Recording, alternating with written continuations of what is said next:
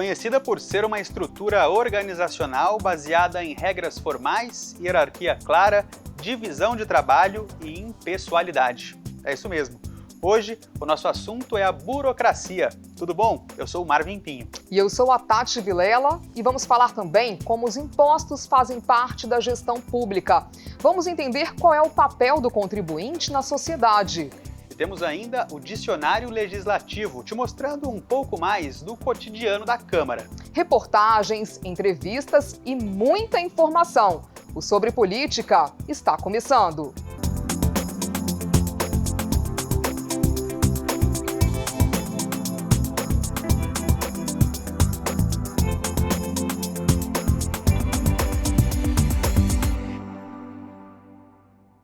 Começamos o Sobre Política de hoje com um assunto que norteia o funcionamento de quase tudo na sociedade, a burocracia.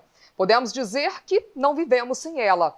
O trabalho coletivo só se torna possível graças a ela. A gestão pública é mais transparente, os processos ganham maior segurança. É isso mesmo, Tati. Mas ao mesmo tempo que a burocracia dá legitimidade às coisas, ela também provoca morosidade. A exemplo disso, a atividade industrial, empresarial, por exemplo, quando se trata da relação aí compra e venda de produtos. Às vezes, esse atraso pode inviabilizar alguns negócios. E o que essa palavra representa para você? Eu fui até as ruas conversar com os joseenses sobre o assunto. Vamos ver na reportagem exclusiva que nós preparamos agora. Você sabe o que é e para que serve a burocracia? Para que tanta papelada? Esse é um assunto que divide opiniões e gera alguns questionamentos na sociedade. Por isso, vamos nos aprofundar nesse tema. Vem comigo mergulhar nesse monte de papéis e entender como funciona a dinâmica da burocracia. Eu fui até as ruas do centro de São José para saber se as pessoas conhecem o termo ou se preferem passar longe por ser um assunto complexo. Vamos ver a reação quando perguntamos: você sabe o que é burocracia? Ao meu ver, é algo positivo, né? Porque, no meu ponto de vista, um país assim sem uma democracia não teria uma divisão de valores, nem nada. Então não teria como ter uma organização para as coisas que existem, sabe? Eu acho assim, desde o momento que pensa no lado de honestidade, né, que anda certinho e correto, com certeza sim. Mas nem todos pensam dessa forma, né? Acho que o importante é andar honesto, né? Ser honesto e fazer as coisas certas. A pilha de papéis chega a assustar e levanta a seguinte pergunta: quanto tempo vai demorar para resolver todos esses assuntos? Realmente parece que vai levar tempo, né? Mas tudo é fruto de um procedimento de organização, em que se tem muitos setores envolvidos. De uma maneira ou de outra, podemos entender isso como burocracia. Mas para explicar melhor, vamos voltar às origens do termo. A burocracia evita essa perda de tempo, esse desperdício de dinheiro até chegar a essa conclusão que não pode. Justamente a burocracia tem esse lado bom. Mas tem um lado ruim também, que é o enfileiramento de pleitos e o não andamento. Porque como você depende de análise humana, ela tem um limite, ela é atacada por esse motivo. Porque ela pode tanto, ao mesmo tempo, ser algo bom, como uma coisa transparente e que multissetorial de análise de um pleito, ou ela pode ser um mero fazedor de dificuldade para se vender facilidade. A burocracia está na prestação de serviço, nas empresas e em todo lugar onde haja a necessidade de se dar transparência ao processo. Estamos falando de um termo técnico e que, quando colocado na prática, dá vida às coisas. É o que torna legítimo o resultado e diminui o risco do erro. É o exemplo seguido no mundo todo. Hoje, em meio a tanta tecnologia, os papéis se transformaram em arquivos digitais e ocupam as telas de computador. Haja espaço para armazenar tudo isso. Mas o lado bom do sistema burocrático é que ele regulamenta a vida dentro das empresas e dos departamentos. Isso porque ele consegue organizar um grande número de pessoas que atuam em conjunto. E dessa forma, não dá para fugir das regras e dos regulamentos. A burocracia ela tem esses dois lados, um muito ruim e um muito bom. Acho que a questão é o equilíbrio. Nem tanto que demore tanto tempo para atender a urgência de quem pede e que essa urgência não seja atendida tão facilmente a ponto de que seja interesses privados ou escusos sejam atendidos sem observância da legalidade. Por outro lado, quando a burocracia é demais, ela pode comprometer a fluidez do trabalho. E nesses casos, a Câmara Municipal é um dos órgãos públicos responsáveis por elaborar leis que diminuam os entraves e acelerem os processos. Tem dois caminhos para leis, né?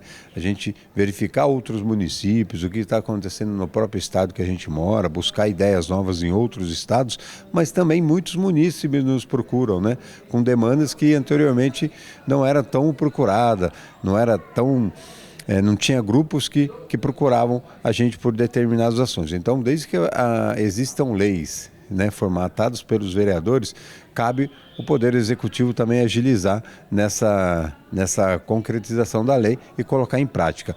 Outro assunto também que a gente não pode deixar de falar quando se fala em gestão pública eficiente é que os funcionários, né, secretários, diretores, têm que ter autonomia para que a máquina possa rodar e assim a gente vê um resultado eficiente para a população.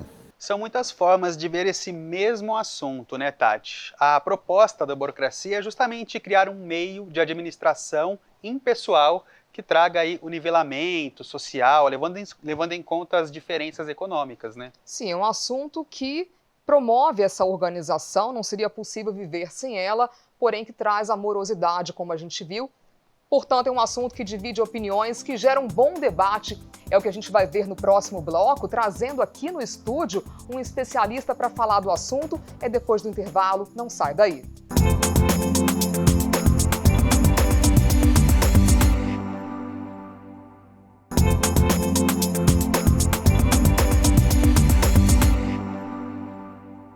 E o Sobre Política está de volta. Hoje estamos falando sobre burocracia.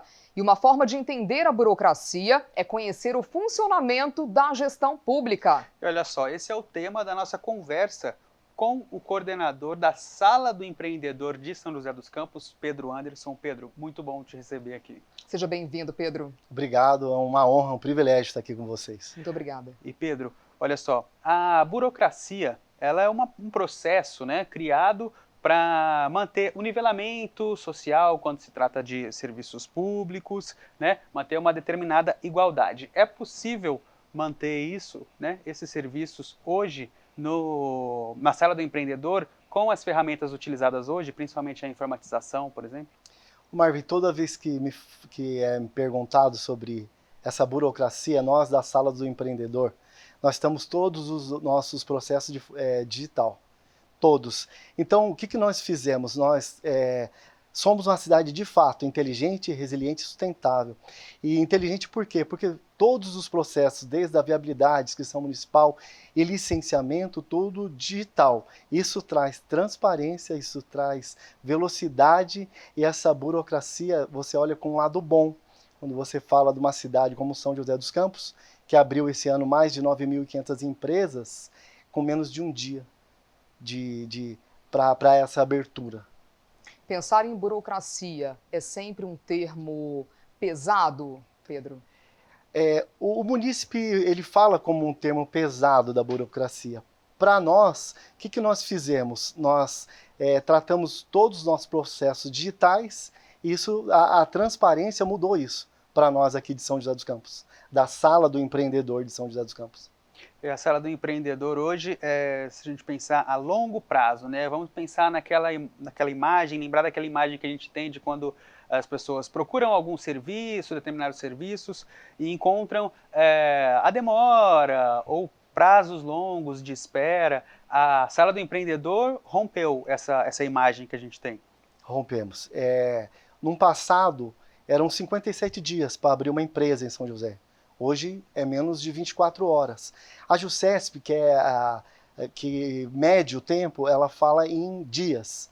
mas nós acreditamos que é menos de 24 horas para abrir uma empresa aqui em São José. E o que faz parte desse processo até se conseguir, então, o licenciamento? Para abrir uma empresa no estado de São Paulo, você precisa ter uma viabilidade aprovada. A viabilidade é o empresário querendo entender se a atividade que ele quer pode ir em determinado local. Isso parte do nosso trabalho. Nós vamos identificar a sua atividade versus o local que você está indicando. Se o habite que você tem é compatível à atividade que você quer. Isso chamamos de viabilidade. Uma vez isso aprovado, aí ele avança para o DBE, para o registro, para a inscrição municipal e para o licenciamento. Tudo de forma online, tudo digital. E a atividade industrial está em crescimento em São José? Nós temos ótimos números de empresas abertas em São José. Nós temos em 2021 mais de 15 mil, em 2021 mais de 12, em 2023 mais de 15, e esse ano nós já passamos de 9.500 empresas. Nossa. Então é um crescimento tanto na área do comércio, do serviço e da indústria. E a informatização, né? Tornar todos esses processos digitais, ele já acelera o processo por si só ou também tem outras partes, né, outras demandas aí nesse processo? Ô Marvi, pensa assim, que você tem uma cidade boa, igual São José, que ela é muito bem localizada, uma cidade segura, uma cidade inteligente. Aí você tem uma sala do empreendedor que responde muito rápido à viabilidade. Você tem um plano diretor, o código de obras, a lei de edificações, todas novas, com regras claras. Isso tem atraído novos investidores para São José, por isso esses números são altos. Qual que é o maior entrave hoje que os empresários encontram quando eles querem abrir, por exemplo, uma empresa, enfim, os investidores? Não aqui na cidade, em outros lugares, qual seria esse maior entrave? O que nós temos, olhando para o maior entrave é a demora. O que nós temos aqui de carro-chefe, que é a velocidade de resposta, em outras cidades demoram. Tem cidades que demoram 10 dias para ter uma resposta de uma viabilidade, por exemplo. Isso desanima, eu penso que é isso que a diferença nossa da velocidade de resposta atrai. O entrave para que nós notamos nas outras cidades, é essa demora, a demora para o licenciamento, a demora para a viabilidade, a demora para a inscrição municipal. E então, hoje, o joseense que deseja abrir uma empresa, ele começa por onde? Qual que é o processo na sala do empreendedor? Mas, primeiro você tem que entender qual a expectativa de faturamento que você espera. Porque hoje, até 81 mil, ele pode ser MEI, microempreendedor individual. Acima disso, ME, EPP, lucro real e lucro presumido. Para o MEI, nós temos atendimento, você está disponível tudo online, mas se você quiser ir na sala do empreendedor, nós temos técnicos lá para atender. Agora, essas outras modalidades, elas todas online. O primeiro passo é você entender qual é a sua previsão de arrecadação durante o ano fiscal, e o segundo passo é entender se a atividade que você quer, ela pode no determinado local que você está indicando. Isso é importantíssimo, e por isso chamamos de viabilidade. Primeiro você vê se pode, para depois você alugar, para depois você avançar. E é importante ter uma sala, né, do empreendedor nesse formato, né, nas outras cidades também. Em que ela se diferencia? A sala do empreendedor ela foi criada em 1997 para ajudar, para incentivar, para facilitar a vida dos empresários. É isso que nós fazemos lá. A ideia é facilitar a vida dos empresários, a vida dos empreendedores, a vida dos munícipes, que é para isso que nós estamos lá, fazer a diferença, trabalhar com excelência. Sim. E essa velocidade, ela acaba sendo um filtro também quando se trata da gestão pública, por exemplo. Às vezes o cidadão o joseense demoraria 10 dias, como você disse, 15 dias, para saber se aquele negócio dele é viável ou não. Com esse processo, isso se torna mais rápido também. Isso, é essa resposta que o empreendedor quer. E aí é o seguinte, como que nós fazemos hoje? Nós temos a resposta rápida e outra coisa que nós temos de diferencial, nós temos uma parceria muito grande com o Sebrae. O que nós fazemos? Nós abrimos, nós ajudamos, nós facilitamos, mas também nós disponibilizamos cursos gratuitos através dessa parceria com o Sebrae. Perfeito. Nós agradecemos demais a sua presença aqui hoje, Pedro, nos ajudou muito a compreender melhor sobre esse termo que divide opiniões, muitas das vezes, não é isso, Marvin? Burocracia. Exatamente, como você mesmo disse, que já causa uma impressão ruim, né? Pedro, muito obrigado pela entrevista. Agradeço, estamos lá, precisou, estamos aqui do lado, é só chamar. Obrigada. Perfeito. E olha só, Tati, no próximo bloco, o Sobre Política faz uma pausa rápida agora, né? Mas no próximo bloco a gente volta a falar de um assunto que assusta as pessoas também, os impostos.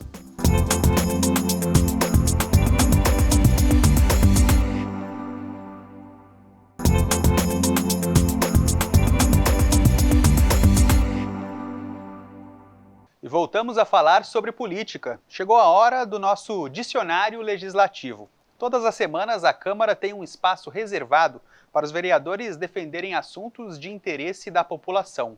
Hoje a gente te explica o que é pinga-fogo.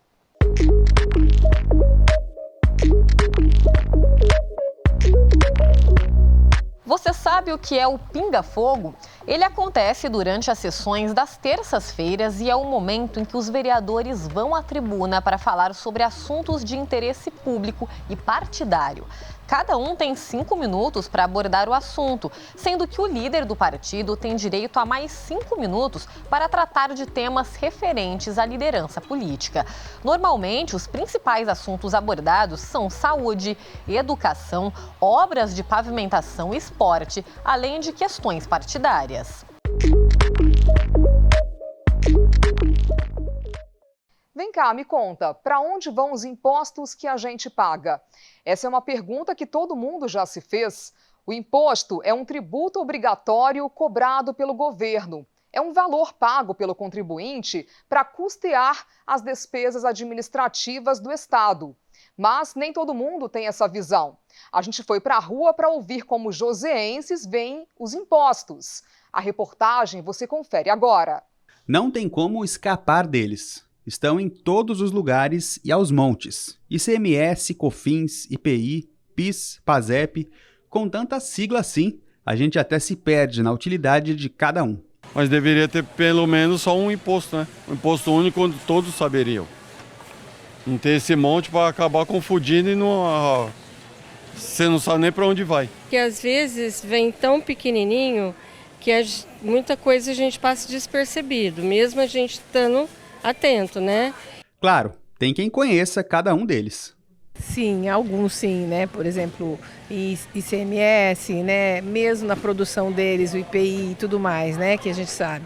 Esses impostos são importantes para né, o crescimento do país, a gente sabe disso. Mas seriam mais importantes ainda se eles realmente fossem utilizados para realmente o que eles são definidos para ser, né? Tem parte são tributos federais, parte são estaduais e parte municipais. Eu acredito que eles vão para financiar as políticas públicas aí, né? Os que são da esfera federal acabam indo lá para a União, os demais são distribuídos entre estados e municípios, né? E aí financiar as políticas públicas. Bom, a definição de imposto é a seguinte: um tributo em que a obrigação de pagamento ocorre devido a uma situação que não está relacionada a uma atividade estatal específica, sendo vinculada ao contribuinte. Ih, ficou muito confuso? Então vamos simplificar. Imposto é um tributo obrigatório cobrado pelo governo, uma taxa paga pelo contribuinte para custear as despesas administrativas do Estado. São dois tipos de impostos. Os diretos incidem sobre renda, riqueza e propriedade das pessoas. Um exemplo dele é justamente o imposto de renda, mas tem também os indiretos, que são cobrados sobre o consumo de bens e serviços. Eles estão presentes nas prateleiras dos supermercados. Acontece que esses valores são repassados ao consumidor na hora da compra. A gente fala porque hoje a parte tributária, então falando só do ICMS, tá? Nessa reforma, existem outros impostos que vão estar juntos nessa reforma. Porém, o ICMS, que é o imposto aí, né, sobre mercadorias e serviços, né? Que a gente sabe que no varejo ele é o imposto mais pesado, vamos dizer assim. Existem várias alíquotas, né? Nós temos alíquotas de 12, 18, 25, produtos com substituição tributárias e produtos diferidos. Que significa o quê? Existe uma gama de produtos com diversas alíquotas, tornando até complexo fazer a apuração, né, até para fazer o recolhimento Quer dizer, isso ainda existe a questão dos créditos de ICMS, aí quando o consumidor final que faz o débito disso aí, que é o recolhimento desse imposto, se torna um pouco complexo. E tem outra informação importante. Os tributos são recolhidos por esferas diferentes da União. O IPI, por exemplo, é o Imposto sobre Produtos Industrializados. Os valores dele vão para o governo federal. Nesse caso, a arrecadação vai para os serviços de responsabilidade da federação. ICMS e IPVA estão na coluna dos tributos estaduais. Agora, o IPTU, o Imposto Predial Territorial Urbano, é cobrado pelas prefeituras e serve para cobrir os gastos da administração pública. Esse especialista em finanças explica que a partir dos impostos vem o desenvolvimento. Eles são a base para oferecer estrutura social para a população.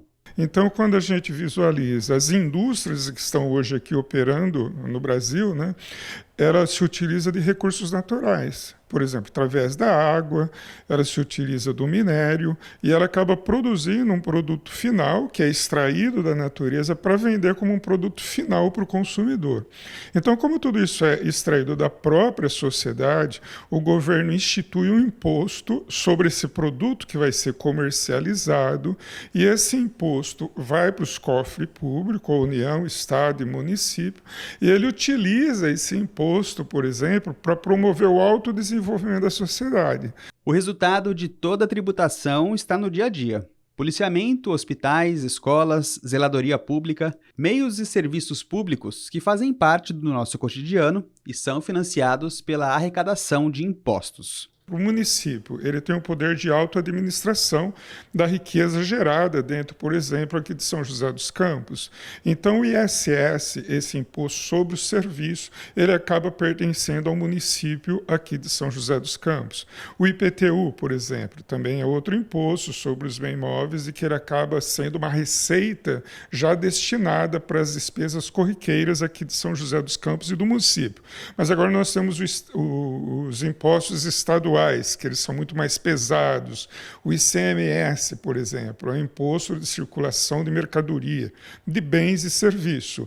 Então, esse ICMS está muito mais ligado à indústria. Então, como a indústria tem um faturamento muito maior, essa porção muito maior cabe, então, ao Estado, que ele promove o desenvolvimento de rodovias estaduais, são investimentos muito mais volumosos. E depois nós temos o imposto federal, que acaba sendo IPI, PIS e COFINS.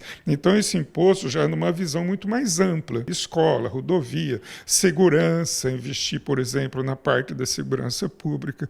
Fato é que todos nós pagamos impostos, não tem como fugir muito disso, né, Marvin? Não tem, Tati. Inclusive, quem não declara, que não precisa declarar imposto de renda, fala que não paga imposto, mas paga sim. Por exemplo, quando a gente compra os produtos, a gente viu na matéria no supermercado, e isso tem que estar discriminado na notinha fiscal da compra ali, não é mesmo? Exatamente. Na compra a gente vê, né, no produto ou no serviço, tem como saber também. É importante a gente conhecer cada imposto que a gente paga, entender a função de cada um deles e saber qual é o conceito de cada um dos impostos, né, Tati? Importante ficar de olho, sim, nessa questão. E olha só, sem muita burocracia, a gente termina aqui o Sobre Política. Espero que vocês tenham entendido um pouco mais do assunto, burocracia, gestão pública, impostos, mas também tem jeito de rever o programa, né, Tati? Exatamente. Ficou com alguma dúvida, quer rever o nosso programa? Fique à vontade no YouTube, acesse lá @TV Câmara SJC, nos siga também no Instagram, que é o mesmo endereço, repetindo aqui só para reforçar, @TV Câmara SJC. Até o próximo Sobre Política, foi um prazer, muito obrigado pela sua companhia. Tchau, tchau, até semana que vem.